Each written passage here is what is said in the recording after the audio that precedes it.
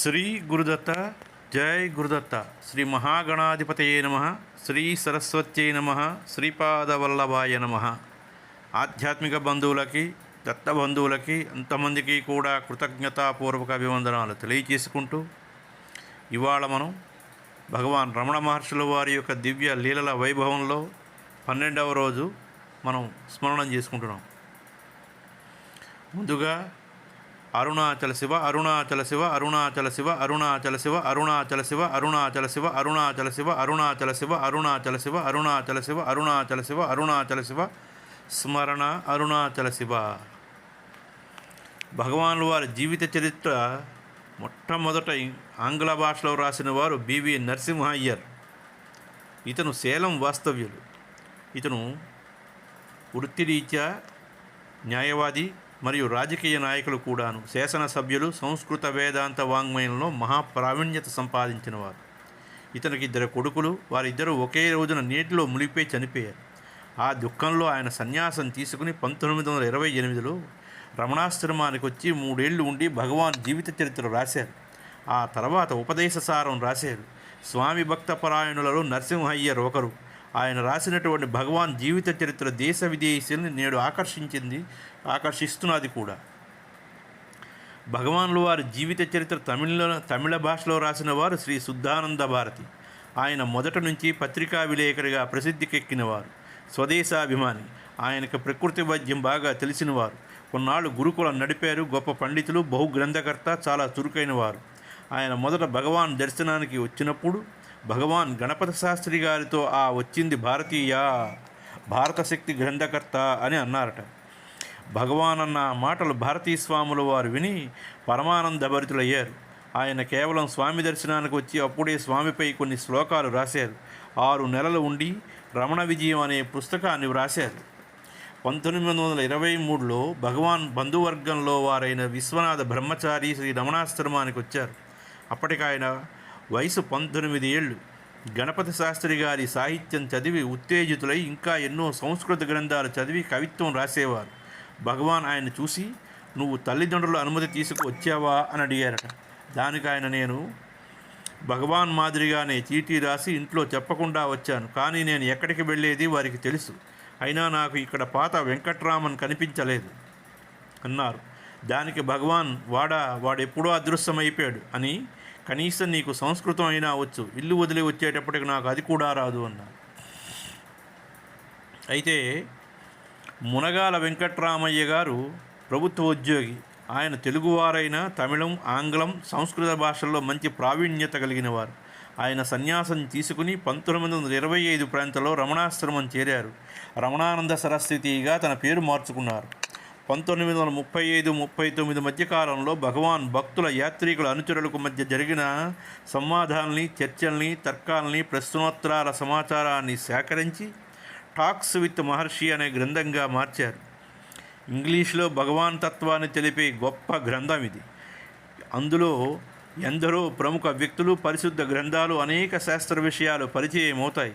ఆ గ్రంథం ప్రపంచ ప్రముఖుల తాలూకా ప్రశంసలని అన్నిటినీ కూడా పొందుపరచి రచించినటువంటి గ్రంథం. ఎంతో ఆదరణీయని, ఎన్నో ప్రశంసలను పొందుతున్నటువంటి గ్రంథం అది. ఆ తరువాత త్రిపురారహస్యం అనే గ్రంథాన్ని ఇంగ్లీష్లోకి అనువదించారు. అద్వైత బోధదీపిక అనే గ్రంథాన్ని కూడా రాశారు. కవి, పండితుడు అయిన సుబ్రహ్మణ్యం గారు 1923 సెప్టెంబర్ 1వ తేదీన శ్రీ రమణాశ్రమానికి వచ్చి ఆయన తన పేరు మురుగనారుగా మార్చుకున్నారు. రమణ సన్నిధిమురై అనే కావ్యం రాశారు. ఉపదేశమంజరి, సద్విద్య అనే 2 గ్రంథాలు భగవాన్ రాయడానికి ఆయనే కారకులు. ఆయన రాసిన పద్యాల్ని భగవాన్ చదివించుకుని వాటిని వివరించి చెప్పేవారు. 50 ఏళ్ళు రమణాశ్రమంలో ఉన్నారు.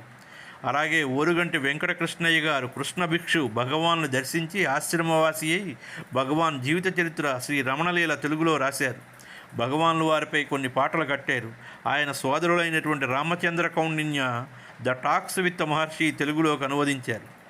శ్రీరాముని నిస్వార్థంగా సేవ చేసిన లక్ష్మణుని మాదిరిగానే వేరే దృష్టి, ఆలోచన లేకుండా 14 సంవత్సరాలు భగవాన్కి సేవ చేసిన వారు మౌనస్వామి.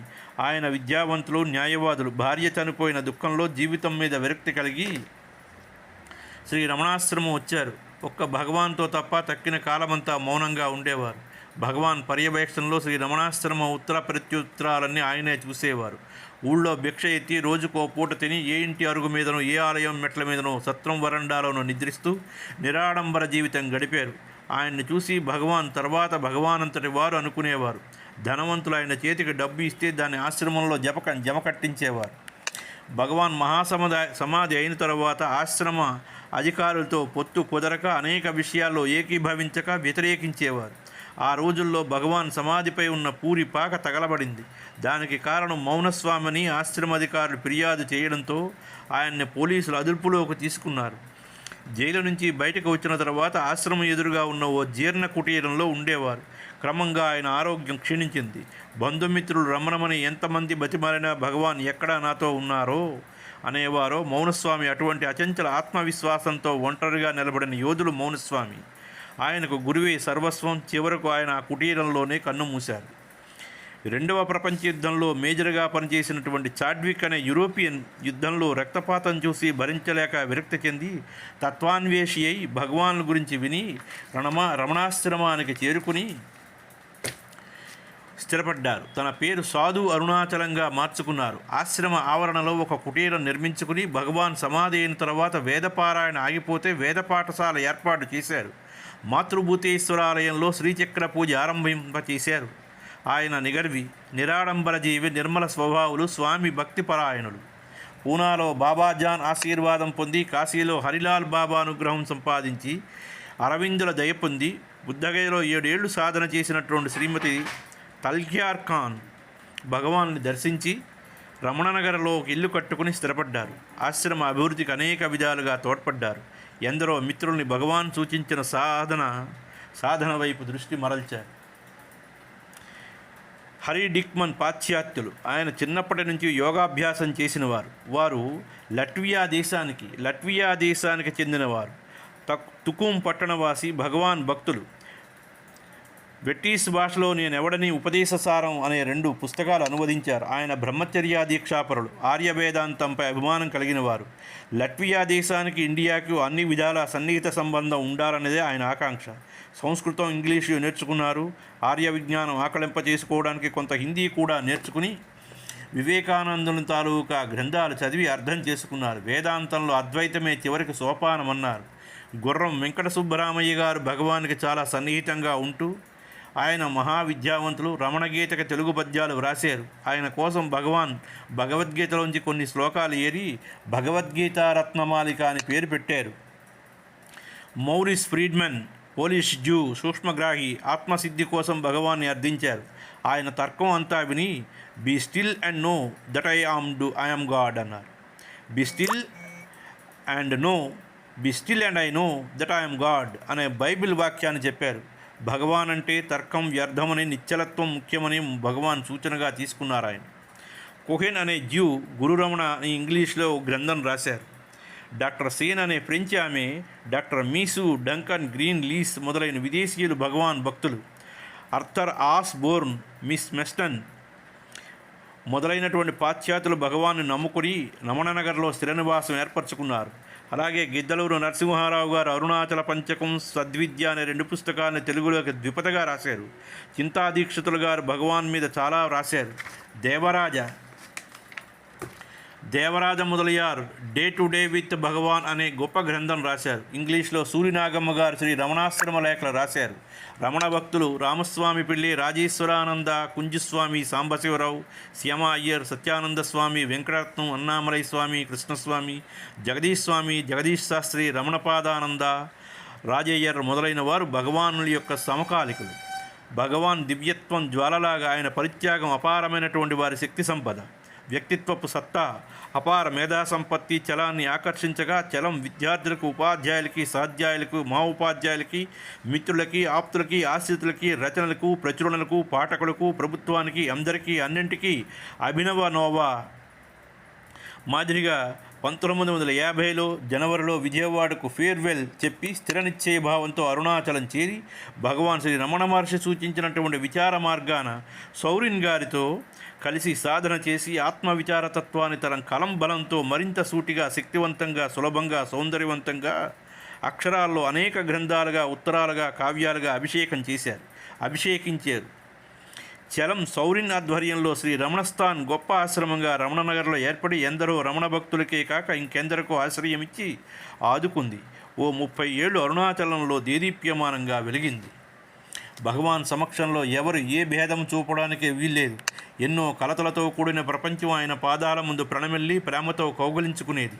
ఆ వాతావరణమే సంశయాల్ని, సందేహాల్ని, సమస్యల్ని, సమస్త తాపాల్ని హరించేది. దానికి తోడు ఆయన ప్రేమ, దయగల పలకరింపు, సమదృష్టి, మౌన తేజస్సు అక్కడ చేరిన వారందరినీ ఒకటిగా చేసేది. భగవాన్ ఆధ్యాత్మిక విషయాలే కాదు, సంసారపు గొడవలు, చదువులు, ఉద్యోగాలు, ఇంకా అనేక సమస్యలు అన్నీ చెప్పుకునేవారు. వారి వారి స్థితులను బట్టి భగవాన్ వారికి చెప్పి, రాసి, ఓదార్చి తృప్తిపరిచేవారు. చాలా వరకు రాత్రి 8 గంటల తర్వాత భగవాన్ సమక్షంలో ఎన్నో విషయాల మీద చర్చ జరిగేది. ఒక్కొక్క రోజు రాత్రి చాలా పొద్దుపోయే వరకు మాట్లాడేవారు భగవాన్. కథలు, కబుర్లు, అనుభవాలు, గ్రంథాల్లోంచి చర్చ, మహాత్ముల జీవిత చరిత్రల నుంచి ఎన్నెన్నో సంగతులు చెప్పేవారు. అందరూ ఆనంద పారవస్యంతో వినేవారు. ఉత్తమ కళాకారుడు మాదిరిగా ఆయన ఆయా సంగతులను అభినయించి చూపించేవారు. భక్తి విషయాన్ని పారవస్యంతో చెప్పేవారు. అటువంటప్పుడు ఆయన కళ్ళల్లోంచి ఆనంద బాష్పాలు ధారలుగా కారుతూ ఉండేవి. ఒక్కొక్క రోజు రాత్రి భగవాన్ పడుకునేటప్పటికి 11 గంటలు అయ్యేది. ఆధ్యాత్మిక తత్వానికి, ఆర్థిక తత్వానికి పొత్తు కుదరక ఆశ్రమంలో కలతలు రేగాయి. ఆశ్రమ యాజమాన్యానికై తగాదాలు, గొడవలు, ఘర్షణలు ఆరంభమయ్యాయి. ఆశ్రమ నిర్వహణ కమిటీ అధ్యక్షుడిగా నిరంజనానంద స్వామి ఎన్నికయ్యారు. కానీ ఆ కమిటీ అధికారం చెల్లదంటూ కొంతమంది కోర్టులో వ్యాజ్యం వేశారు. ఆధ్యాత్మిక సాధకుల్లో అధికార వ్యామోహం తలెత్తేటప్పటికీ పరస్పర నిందారోపణలు బయలుదేరిన తర్వాత న్యాయస్థానం వారు ఒక కమిషన్ వేసి వారి ఆశ్రమానికి వచ్చి భగవాన్ని ప్రశ్నిస్తే ఈ ఆశ్రమం కాలక్రమేణా అభివృద్ధి చెందింది. కొందరు ఆశ్రమవాసులు నా పేరు ఉపయోగించి నిధి వసూలు చేశారు. నిధి వసూళ్లు చేసిన తర్వాత వారికి నేను ఎటువంటి అనుమతి ఇవ్వలేదు, వారిని నేను ఆపనూ లేదు. అందుచేత నిధి వసూలు అవుతూనే ఉంది. ఒకరు మానేస్తే ఆ పనిని మరొకరు పూనుకుంటున్నారు. దానాలు అందుకోవడం నాకు ఇష్టం లేదు, కానీ వారు నా మాట వినలేదు. వృధాగా సలహాలు ఇవ్వడం నా అభిమతం కాదు. అందువల్ల నేను వారిని అడ్డుపెట్టను. డబ్బు చేరుతుంది కనుక ఆశ్రమం అభివృద్ధి చెందుతోంది అన్నారు. ఆ అభివృద్ధి అంతా చూసి అమ్మ పోయిన తర్వాత అమ్మయ్య అని తేలికపడ్డాను. హాయిగా ఉండవచ్చని, ఏ గుహలోనైనా ఒంటరిగా కూర్చోవచ్చు అనుకున్నాను. బంధాలన్నీ తెంచుకోవాలనుకున్నాను. నిజం చెప్పాలంటే ఇప్పుడు మరింత బంధం చుట్టుకుంది. ఇంకా ఎటూ కదలలేను. ఈ గురుపీఠ ఉంది చూశారు, ఇది చాలా దుర్భరమైనది. దీన్ని నిర్వహించడం చాలా కష్టం. ఏళ్ల అనుభవంతో మాట్లాడుతున్నాను. నా ఇష్ట ప్రకారం కదలడానికి వీల్లేకుండా నా చుట్టూ కర్రలతో కట్టారు. దీనికి జైలుకి తేడా ఏమిటి అన్నారు భగవాన్లు వారు. భగవాన్ నిత్య జీవిత కార్యక్రమం చివరి వరకు ఒకే విధంగా సాగింది. జబ్బు చేసినప్పుడు తప్ప రోజంతా చిన్న ధ్యాన మందిరంలో ఉండేవారు. కానీ తమ చుట్టూ జరిగే సంగతులన్నింటికి సదా సంపూర్ణ ఎరుకలో ఉండేవారు.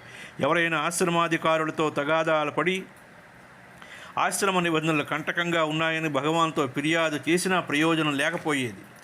ఎందుకంటే ఆయన ఆశ్రమ నియమాన్ని తూచా తప్పకుండా పాటించి విధేయులై ఉండేవారిలో మొదటివారు. అప్పుడప్పుడు కొందరు ఆశ్రమాధికారులతో గొడవ పడటం చూసి ముక్తి, మోక్షం, స్వేచ్ఛ, శాంతి, ఆనందం కావాలంటూ ఆశ్రమానికి వస్తారు. క్రమంగా ఆశ్రమ వ్యవహారాల్లో అనవసరంగా తలదూరుస్తారు. తాము ఆశ్రమానికి ఎందుకు వచ్చారో ఆ సంగతి పూర్తిగా మర్చిపోతారు అన్నారు భగవాన్లు వారు ఆశ్రమ గొడవల్లో కలుగజేసుకునేవారు కాదు. ఒకసారి మద్రాసు నుంచి కొంతమంది వ్యాపారవేత్తలు, ఉద్యోగులు, ఇంకా అనేక వృత్తుల వారు భక్తులు ఓ బస్సులో రమణాశ్రమానికి వచ్చి భగవాన్ ముందు కూర్చుంటే భగవాన్లు వారు మౌనంగా, గంభీరంగా, స్థిరంగా, దృఢంగా, రాయిలాగా నిశ్చలంగా కూర్చున్నారు. వచ్చిన వారికి ఏం మాట్లాడాలో తోచలేదు. ఒకరి ముఖాలు ఒకరు చూసుకుని కొంతసేపు కూర్చుని వెళ్ళిపోయారు. వారంతా ఆశ్రమ అధికారం మీద, అది విధించిన నిబంధన మీద తిరుగుబాటు చేసినవారు. ఆశ్రమ అధికారులు అక్రమంగా, అన్యాయంగా ప్రవర్తిస్తున్నారని, ఆ విషయాన్ని భగవాన్లు వారి దృష్టికి తెచ్చి ఆశ్రమాన్ని సంస్కరించాలని బయలుదేరి వచ్చినటువంటి యోధులు భగవాన్ ఆ సంగతి తెలుసుకుని వాళ్ళు ఇక్కడికి ఎందుకు వచ్చారు, తమను సంస్కరించుకోవడానికా లేక ఆశ్రమాన్ని సంస్కరించడానికా అన్నారు. ఆశ్రమాధికారులు తమకు వీలుగా, అనుకూలంగా ఆశ్రమంలో కొన్ని నియమాలు, నిబంధనలు, పద్ధతులు, కట్టుబాట్లు ఏర్పరిచారు. అందరూ భగవాన్ రాజాధికారులా కొలిచి ప్రార్థించి పాదాల మీద పడుతున్న భగవాన్ ఆశ్రమ పద్ధతులకి, నియమ నిబంధనలకి విధేయులై ఉండేవారు. ఆశ్రమ విషయంలో ఆయన ఎప్పుడైనా ఏదైనా అభ్యంతరం తెలిపినా, నిరోధించినా అది కేవలం నిజమైన సాధకునికో, భక్తుడికో ఆశ్రమ అధికారుల వల్ల బాధ, ఇబ్బంది కలిగి ఉండాలి. అటువంటప్పుడు ఆయన చాలా వరకు గంభీరమైనటువంటి మౌనంతోనూ, చమత్కారమైనటువంటి మాటలతోనూ, కథలతోనూ, హ్యూమరస్తోనూ ఆశ్రమ అధికారులకు తెలిసేటట్లు చెప్పేవారు. అంతటితో ఆ సమస్య సక్రమంగా పరిష్కారం అయ్యేది. భగవాన్ ఆశ్రమ అధికారులకే కాదు, నిత్య జీవన పద్ధతులకు, శారీరక బాధలకు అణిగి నమ్రతతోని, శమ దమాదులతో ఉండేవారు. తనను చేరిన వారిని భౌతిక వాంఛల నుంచే కాక మానసికంగా స్వేచ్ఛగా పరిచేవారు. భగవాన్ తనకై ఎప్పుడు ఏది ఎవరిని అడగలేదు. ఎవరైనా తనకు కానుకలు, బహుమతులు ఇస్తే మీరు వాటిని నాకు ఇవ్వడం కాదు, గేలం ముళ్ళుకి ఎరగుచ్చి చేపని లాగాలని చూసినట్లుంటున్నది. గేలం వేసేవాడు చేపల క్షేమం కోరి ఎరగుచ్చి పెడతాడా? అతడు ఎరగుచ్చడం చేపకి తిండి పెట్టేనట్లు ఉద్దేశమా? అది కాదు అని నిర్మోహమాటంగా అనేవారు. భగవాన్లు వారు రమణాశ్రమంలో తనకు పెట్టిన ఆహారాన్ని తీసుకునేవారు. అవసరమైనటువంటి బట్టలే వాడుకున్నారు. తనకు ఏ ప్రత్యేకత చూపినా సమ్మతించేవారు కాదు. తన కోసం వచ్చిన భక్తుల్ని తనలాగే చూడమని, వారికి సేవ చెయ్యమని చెప్పేవారు.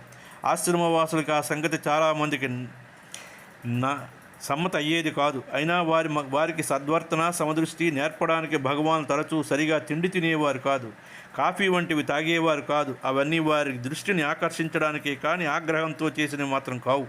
అప్పటికి వారి అహం అనగకపోతే ఏదో సందర్భంలో వారిని తీవ్రంగా ఖండించేవారు.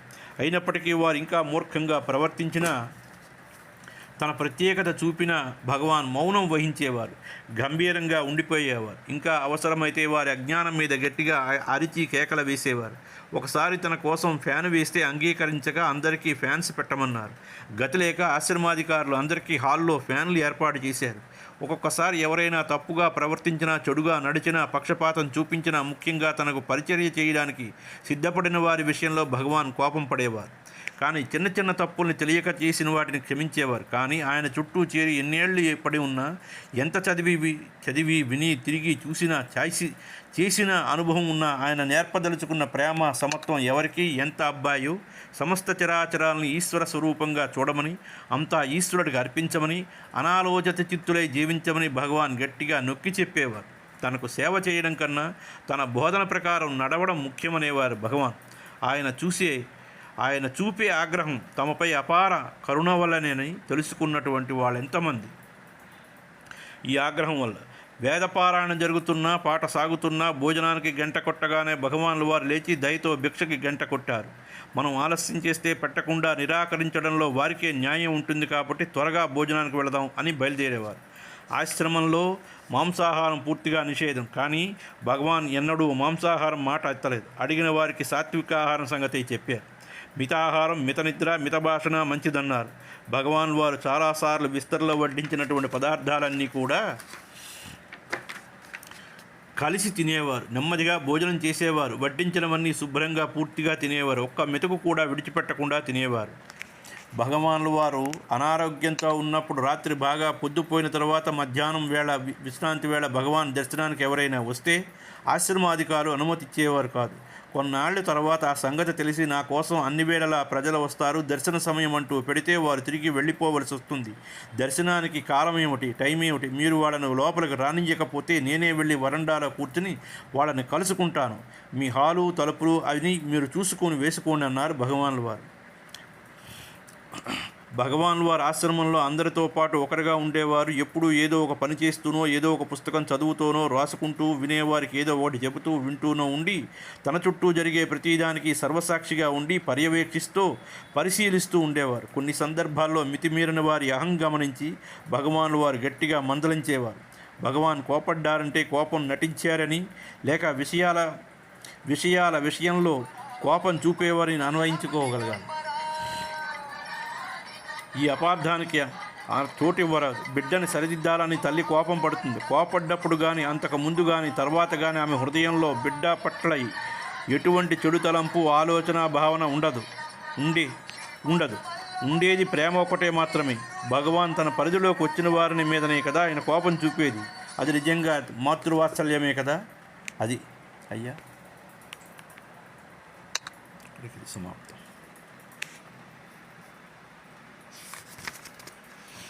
కీళ్ళ నొప్పుల వల్ల భగవాన్ సోఫాలో కాళ్ళు చాలు చెప్పుకుని కూర్చునేవారు. ఒకసారి ఆశ్రమానికి వచ్చిన వారు అంతమంది ఉండేవారు. అయ్యా ఇక్కడికి ఇది సమాప్తం. తిరువన్నామలై అయిపోయింది.